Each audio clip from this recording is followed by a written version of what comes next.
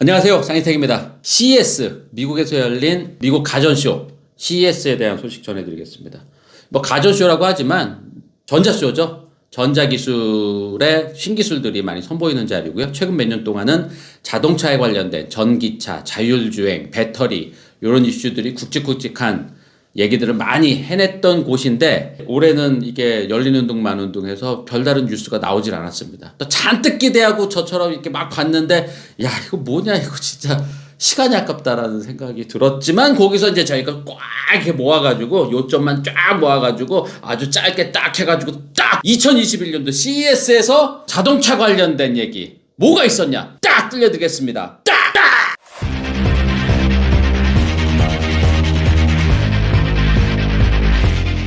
미디어 오토. CES에서는 다른 모토쇼와는 달리 배터리, 전기차, 자율주행 이런 이제 자동차 미래 자동차에 관련된 이슈들이 막 쏟아져 나왔죠. 그래서 요게 또 갑자기 중요해지다 보니까 모토쇼보다도 CES쇼에 많은 기자들이 집중하고 뭐 저 같은 사람들도 CES쇼에 매년 갔었거든요. 근데 올해는 온라인으로 열렸습니다. 온라인으로 열려서 기존에 4,500여 개 업체들이 여기 참가를 했었지만 올해는 절반 이하로 한 1,900 업체 정도가 참가했다고 해요. 그리고 다 온라인으로 참가했었기 때문에 이게 참 분위기가 안 맞아가지고 그랬는지 보는 사람이나 하는 사람이나 다들 이게 뭔가 이렇게 좀 어색하고 막 그랬습니다. 온라인으로 뭔가 이슈를 발표할 거는 그냥 자동차 회사별로도 계속 해왔잖아요. 그냥 평일에도 그냥 막 해고 막 주말에도 막 하고 이랬었잖아요. 근데 이거를 꼭 CES 쇼 안에 이렇게 이게 한다 보니까 이게 꼭 그때 해야 돼?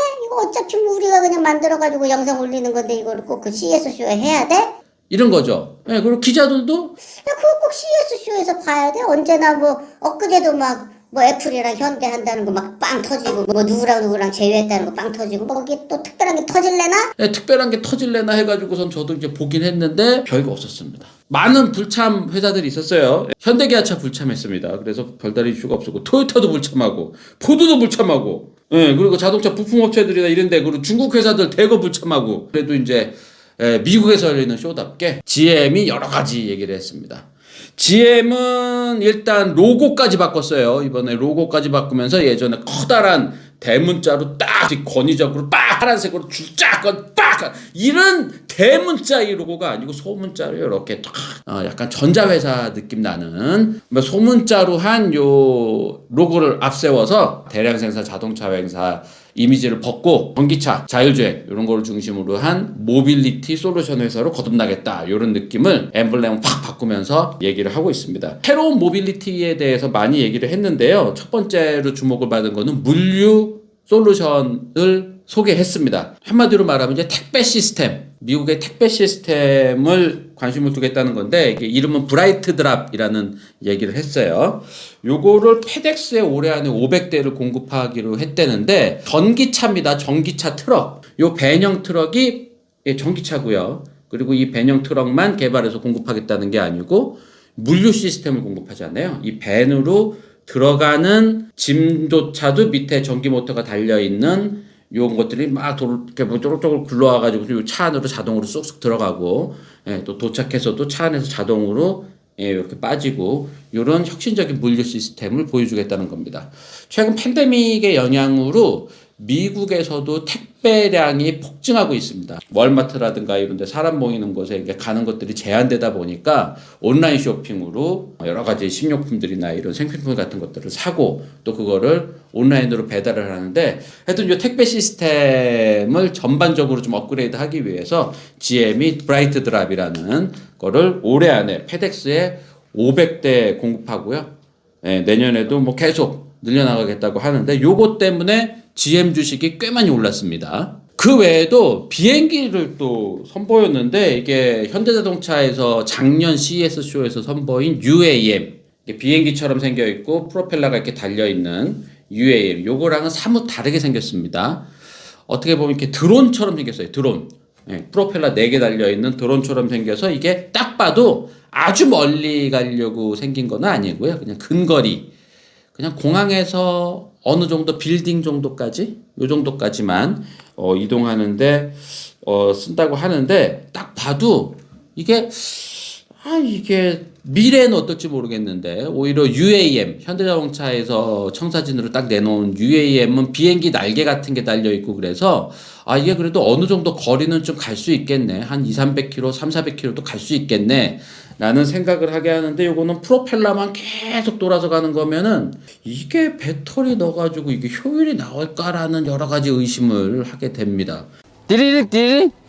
캐딜락에서 전혀 캐딜락스럽지 않은 그냥 원박스 형태의 전기차, 요 자율주행차라고 하는데 이런 거는 뭐 약간 폭스바겐이나 뭐 현대자동차나 기아나 뭐 이런 데서 이런 거 이전부터도 많이 보여줬었죠. 예, 자율주행 때는 그냥 박스형이다. 그 박스 안에를 룸처럼 꾸며서 뭐 호텔로도 이동을 할 수도 있고 거기 안에서 회의도 할 수 있고 거기 안에서 영화도 볼 수 있고 뭐 예, 자율주행하면서 여러 가지를 할 수 있게 이렇게 한다. 이런 청사진은 많이 여기저기서 나왔었던 게 새삼스럽게 캐딜락에서 나와가지고 전혀 캐딜락스럽지 않은 형태로 요것도 조금 당황스러운 거였어요. 그 다음에 얼티엄 배터리라는 거를 발표를 했습니다. 이게 모듈화가 돼 있다는 거죠. 파우치 형태를 뭐 가로로도 넣을 수 있고 세로로도 넣을 수 있고 길게도 넣을 수 있고 뭐 짧게도 넣을 수 있고 50kWh에서 200kWh까지 이렇게 넣을 수 있기 때문에 커다란 밴에도 쓸 수가 있고 스포츠카에도 쓸 수가 있고 그냥 세단에도 쓸 수가 있고 미니밴에도 쓸 수가 있고 가변형 모듈이 뭐 이런 거를 발표를 했는데 비슷한 얘기잖아요. 다 파우치 형태로 패킹해가지고서는 만드는 거는 예전부터 다 했었던 건데 요거를 새삼스럽게 발표한 거는 이제 LG에서 요 기술 공급을 하고 또 제품 공급을 하는 건데 요게 LG와 협업을 해서 미국에 얼티엄 배터리 공장을 세웠다. 라는 게 이제 주된 얘기고요. 기존 배터리와는 달리 코발트, 그러니까 코발트가 지금 뭐 분쟁 지역이라든가 이런 데서 추출되기 때문에 코발트 가격이 상당히 비싸잖아요. 그래서 코발트 함량을 낮춰서 가격을 낮춘다. 그래서 1kW 시당 100불, 우리나라 돈은 한 10만 원 정도인데 지금은 1kW 시당 뭐 20만 원이 넘습니다. 그래서 64kW 배터리 그러면은 막 1200만 원, 1500만 원 뭐 이런다 그러잖아요. 그래서 요거를 낮추면은 64kWh 쉐보레 볼트에 들어가는 배터리 가격이 지금은 1000만 원이 넘지만 한 600만 원대, 500만 원대 요 정도까지 가격을 낮출 수 있다는 얘기죠. 자, 그리고 모두가 기대했던 쉐보레 볼트 신형, 그냥 티저 이미지 막 이렇게 비슷한 것만 이렇게 나와가지고서는 야 SUV가처럼 엄청 멋있게 바뀌겠다라고 기대를 모았던 이 쉐보레 볼트 신형 안 나왔습니다. 다음 달에 공개할 예정이라고 합니다. GM 외에는 사실 굵직하게 뭔가를 얘기하는 곳이 없습니다. 벤츠에서 계기판, 벤츠 S클래스 전기차라고 알려진 EQS에 들어갈 그 계기판을 먼저 발표를 했는데 통계기판처럼 보이는데 통계기판은 아니고 여기에 12.3인치, 여기에 12.3인치 그리고 가운데에는 17.7인치 이렇게 세 개의 화면으로 이루어져 있고요. 그 겉에를 이제 검은색 원피스로 딱 덮어가지고 마치 전체가 LCD 계기판인 것처럼 보이게 이렇게 디자인을 했습니다. 이 소재가 그냥 LCD 이런 게 아니고 플라스틱 유기 발광 다이오드라고 하는데 여기서부터 여기까지 이게 한 화면처럼 보이는 이 화면이 연결되어 있는 이 길이가 141cm. 그래서 지금 현존하는 자동차 계기판 중에 최대라고 합니다. 요거를 자랑스러운 한국의 LG가 공급을 하고 있습니다. 이번에 그 CES 쇼를 딱 보면은요, 진짜 속된 말로 국뽕이 막 이렇게 막 수혈되는 듯한 BMW도 차세대 전기차에 들어갈 계기판 살짝 보여줬고요. 그러니까 차세대 아이드라이브 시스템이라고 해서 보여줬고요. 삼성의 하만에서도 자율주행 시대에 딱 맞는 그런 자동차 계기판을 보여줬는데 이게 자율주행으로 딱 바뀌게 되면은 자동차 계기판 대시보드에서 화면이 벌떡 커지면서 앞에서 영화도 볼 수 있고 여러 가지 뭔가를 활용할 수 있는 그런 화면을 제안을 했습니다. 우리나라 회사들은 뭐 나가서 뭐 한 게 없냐 뭐 했는데 이제 현대기아차는 안 나갔지만 만도는 나갔습니다. 만도는 나가서 스티어 바이 와이어 뭐 이런 개념을 얘기를 했는데 요게 이거는 뭐 옛날부터 막 얘기했었던 건데 바퀴를 운전대가 이렇게 물리적으로 보통 연결돼 있잖아요. 그래서 뭐 이렇게 전기장치나 무슨 파워 스티어링 시스템이나 이런 게 고장 나더라도 힘들지만 운전대는 돌아갈 수 있어야 된다는 거잖아요. 근데 이거를 끊었습니다. 운전대에서 전선으로 바퀴 앞에 있는 모터에다가 연결을 시키고 그 모터를 돌려서 조향을 하겠다는 겁니다. 이렇게 되면은 조금 불안해 보이죠? 야, 저거 전기 끊어지면 어떡해? 운전대 돌렸는데 그냥 가는 거 아니야? 운전대는 안 돌렸는데 전기가 무슨 해킹당하고 뭐 이렇게 뭐 해가지고서는 차가 막 일로 갔다 저로 갔다 그러면 죽는 거 아니야?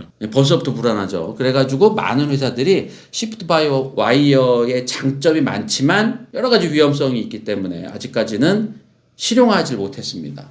만도는 이거 무슨 생각으로 이거를 이 뒤늦게 내놨는지 모르겠는데 하여튼 시프트 바이 와이어는 많은 장점이 있죠. 예, 운전대를 꼭 왼쪽 앞에다가 놔야 되는 게 아니잖아요. 이제는 이쪽으로 갈 수도 있고 뒷좌석으로 갈 수가 있고 뒷좌석에 천정에서 이렇게 하고 할 수도 있고 그리고 자율주행 시대 때는 운전대가 나타났다가 없어졌다가 뭐 이럴 수도 있잖아요. 원격 조정도 가능한 거죠. 여러 가지로 활용을 할 수 있기 때문에 스포츠카나 미니밴이나 트럭이나 뭐 이런 여러 가지 형태의 그 운송수단을 만들 수 있다라는 장점이 있는데 이것도 뭐 새로운 개념은 아니라서 정유회사 중에 GS 칼텍스 주유소, 예, GS 요게 이제 CS쇼에서 몇 가지 얘기를 했는데 주유소 있잖아요. GS 칼텍스 주유소 요게 전기차 시대가 되면은 이걸 뭐 다 문을 닫아야 되는 게 아니잖아요. 이거는 계속 에너지 충전소입니다. 지금은 휘발유나 경유 같은 에너지를 주입하는 데지만 예, 전기차 시대가 되면 전기를 주입하거나 수소를 주입하거나 이런 걸로 이제 뭐 거듭나겠다는 겁니다. 여러 가지 전기차 관련된 여러 가지 서비스도 하고요. 그리고 GS 칼텍스 주유소의 천장에서는 드론이 오면서 이제 택배의 중간 거점으로 활용을 하겠다라는 청사진을 제시를 하고 있습니다. 띠리릭 띠리릭. 요 정도의 얘기가 나왔는데 이게 좀 딱 저도 계속 이거 뭐 더 없나 계속 봐도 그냥 이 정도더라고요. 그러니까 약간 본론이 빠진 듯한 사람들이 듣고 싶어하는 그 얘기가 있었는데 이게 빠졌죠.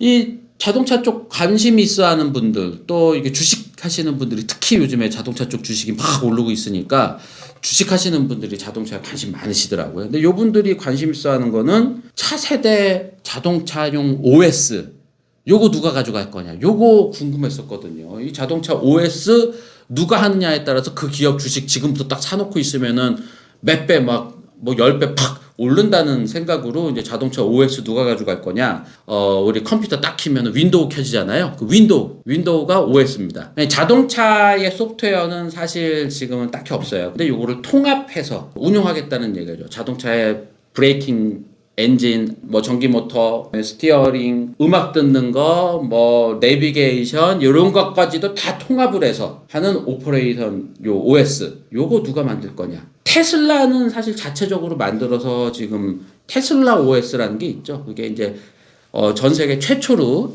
자동차의 통합 OS 개념을 가져가는 게 테슬라입니다. 테슬라 외에 메인스트림으로 누가 가져갈 거냐 요거가 지금 사람들이 많이 듣고 싶어 하시는데 요게 뭐 MS가 할 것이냐 뭐 인텔이 한다 뭐 AMD 쪽이 한다 뭐 여러 가지 얘기가 많았습니다. 뭐 엔비디아 쪽이 한다 뭐 얘기가 많았는데 요거 얘기가 이번에 나오질 않았어요.